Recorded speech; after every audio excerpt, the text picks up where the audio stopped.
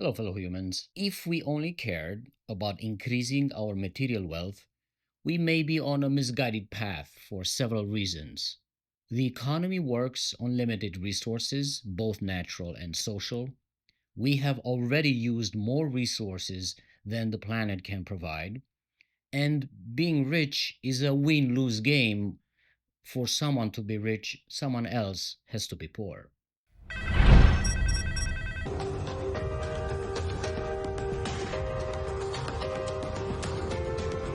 And were you worried about that at all? I mean, this. You can't worry. You can't do the wrong thing because you're worried about bad PR or whatever it is you want to call it. Let's assume wealth is the sum of all your assets, including money, minus your debts and liabilities. We can assume an absolute measure for wealth is being above a certain threshold, let's say $1 million. Choosing a threshold is, of course, arbitrary because $1 million is less powerful in Luxembourg, that ranks number one in GDP per capita at $130,000 per year, than it is in Burundi, with the GDP per capita at $829 per year. A relative notion of wealth considers the social circumstances in which wealth is being accumulated. It is about how we situate ourselves in the hierarchy. It is about wondering who is richer around us. It is about wanting to belong to a group of people that requires a certain amount of wealth by the way they conduct their lifestyles. In reality, most people are chasing relative wealth because they compare themselves with others. Most of us are programmed by traditions and culture to feel the need to validate ourselves against others.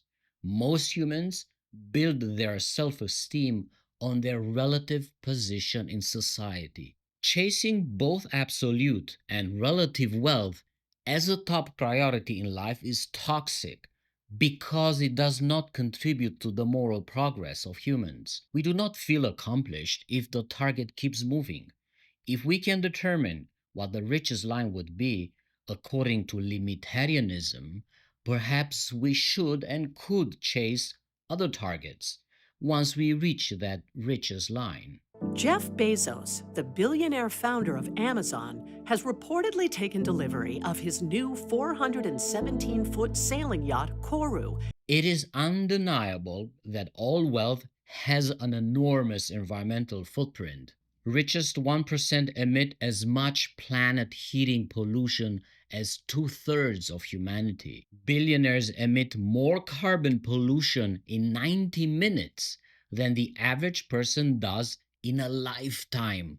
31 to 67% of the responsibility for breaching planetary boundaries could be attributed to the top 10% of consumers, and 51 to 91% of their responsibility could be attributed to the global top 20% of consumers from both developed and developing countries. The massive problem is that the ecological footprint of the wealthy does not come just from their extravagant lifestyles, but also through their investments. If a rich person lived in a one-bedroom apartment like me, they are still causing environmental damage with how their money supports directly and indirectly production and consumption that causes those emissions. Ever wondered what a billion-dollar mansion looks like? We're about to show you not just one, but 15 of the most insane mega homes on the planet. Is wealth supposed to serve needs or wants? As I mentioned in another video, the world is in crisis because the rate of capital accumulation is higher than the rate of growth of human needs. C greater than N. Needs come from requirements to maintain life at the most fundamental level. The needs of humans to live can well be provided by planet Earth, which implies decent living standards of around 6 tons of materials per person per year. But when the drive for capital accumulation creates desires above and beyond the definition of need, then we talk about wants, which come from requirements not to maintain life, but to maintain status and a culture of consumption. But when wealth is serving never-ending wants, then it becomes a problem of sustainability, especially when it has catastrophic consequences for all life on Earth. Therefore, chasing wealth beyond needs is deeply immoral. What's the most amount of money that you've ever made in a single year? In 2019, I sold 76 companies for 1.27 billion. The most amount of money the company ever made was 980 million in profit. In profit? Yeah, That's incredible. it is pretty good. It is widely accepted that getting rich is some sort of virtue, not in itself, but the proxy for other virtues such as working hard, having initiative, finding efficiencies, being innovative. In essence, wealth is a reward system for personal qualities, but not all personal qualities. Wealth does not reward creativity and work that is not marketable, that cannot be measured in money, even if that work is in very high demand, such as caring for other people or caring for other forms of life. The idea of wealth accumulation is being parroted and repeated so much that it is often seen as a virtue in itself, without any proxy behind. Forget hard work and competence. Just be wealthy, no matter how, and it's good enough. You will be endowed with other virtues automatically. Because of this mindless parroting, we are programmed to believe that we are the masters of our own fate, that life is about competition and status, that rewards for behavior must be material and proportional to effort. Soy José Mujica, campesino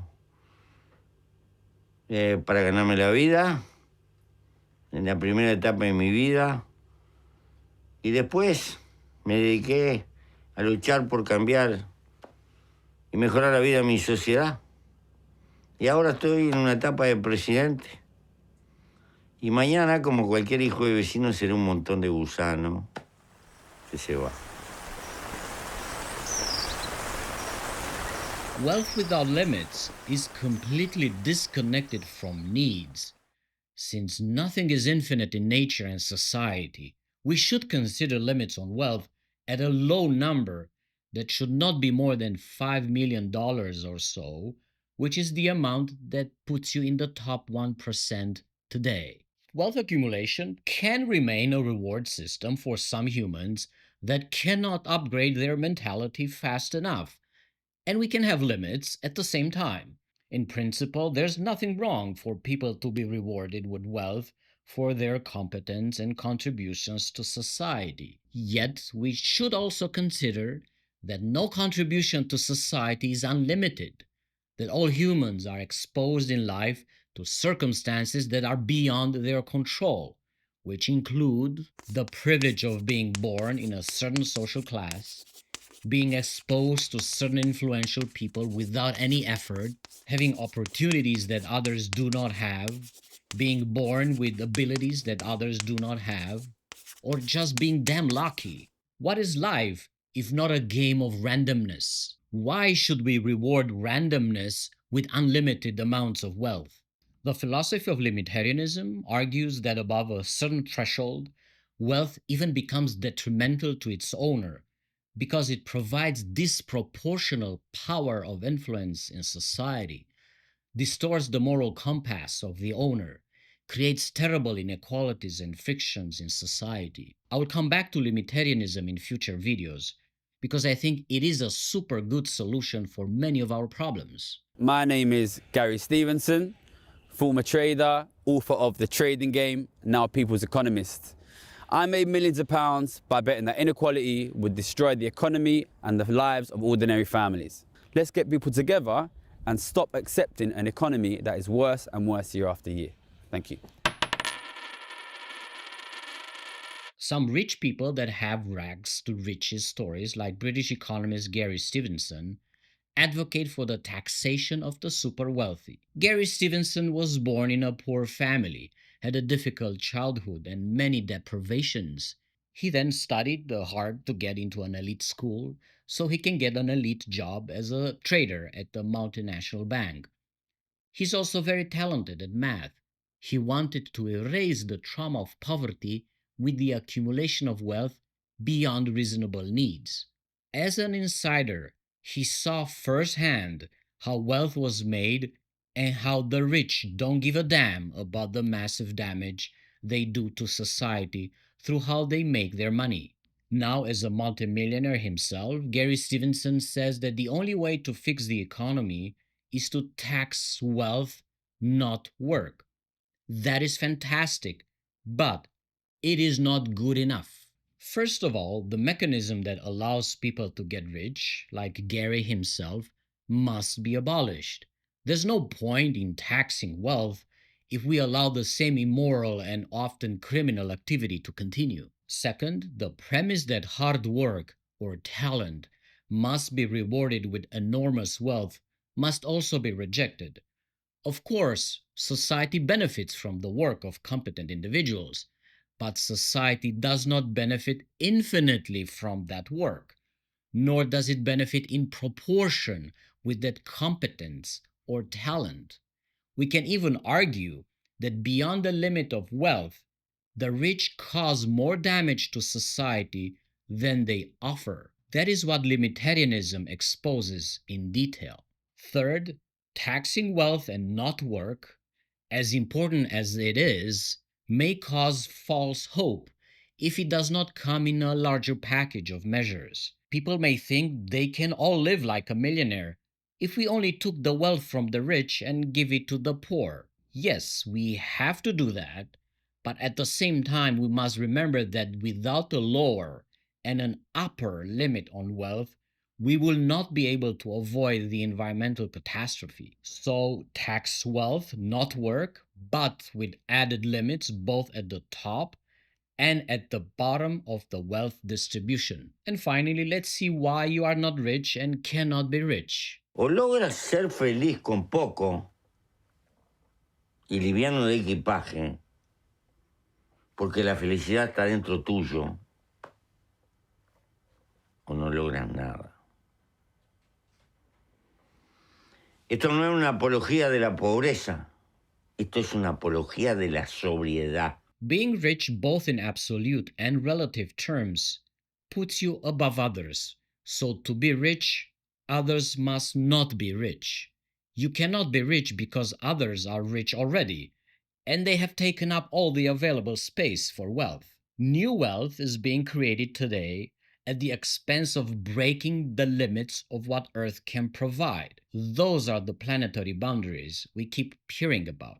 Talking about wealth accumulation without talking about these boundaries is like pumping air endlessly into a balloon.